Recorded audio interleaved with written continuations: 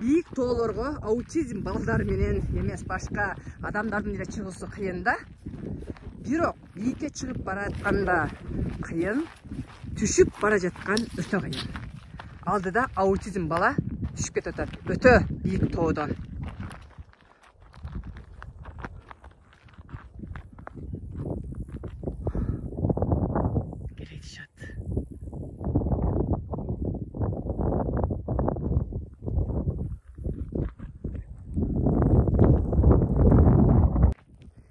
Otistik çocuklarla bugün çok yükseklere çıktım.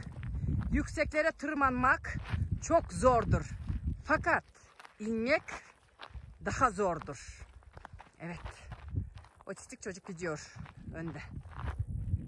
Her günü Arğanday toğlarda trenirovka alıyoruz. Her günü değişik dağlarda antrenman yapıyoruz. Ertemenki sportta şunday sonun dersler görüyoruz da. Sabah sporunda böyle güzellikler de görüyoruz. Kırgızistan'ın dağlarından.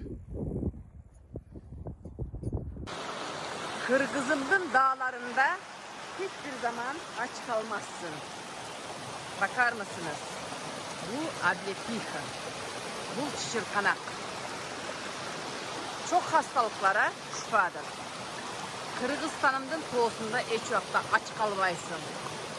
Gördüğünüzler mi? Çok şeyler değil mi? Hayvanlardan öğreniyorum. 10 kilometre koştu geldi ve şimdi suda güzelce yıkandı. Bravo. Ben köp nerseni hayvanatlardan öğreniyorum da. Gördüğünüzler mi? 10 kilometre çıkart gelip suya girindi.